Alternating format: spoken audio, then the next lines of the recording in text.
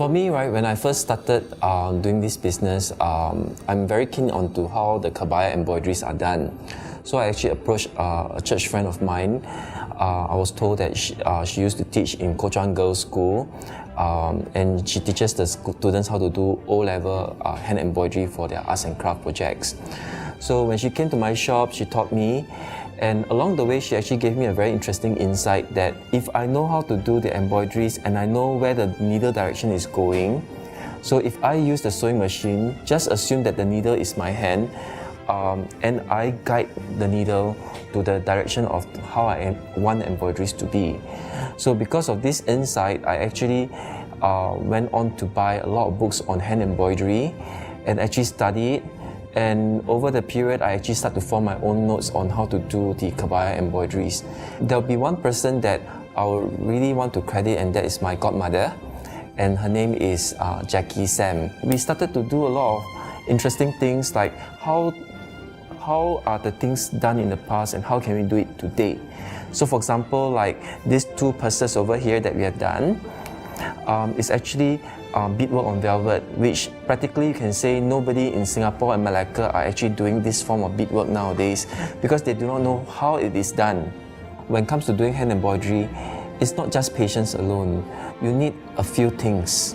Number one, you need to know the know-how on how to do the item, and you must have very good dexterity with your fingers on how to manipulate the threads and the beads onto your design. Okay, you really need to know your color scheme really very well also, because if you do not know how to match the colors properly, you wouldn't be able to get that nice Peranakan effect onto your artworks. We use a variety of materials in our embroidery work. For example, for beads, right, I actually import them from Czechoslovakia, Precocia, where they are still making glass beads till today.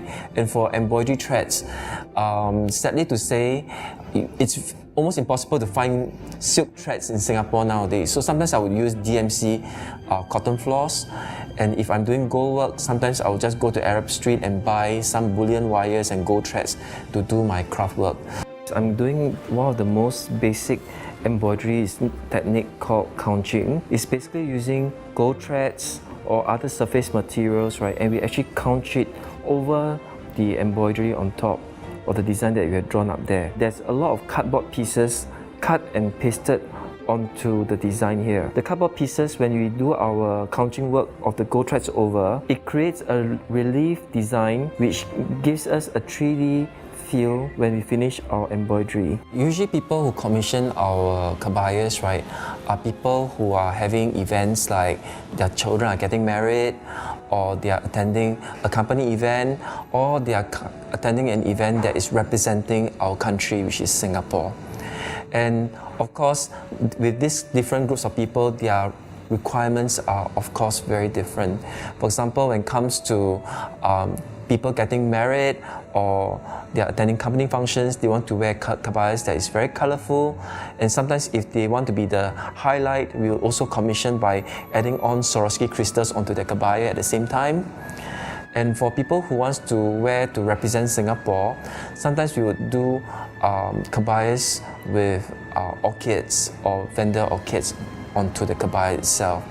I've done a few signature pieces before. The opening of the Peranakan exhibition in Seoul, where I was commissioned to do a kabaya with the national flower of South Korea, which is the mugonghwa, which is the hibiscus.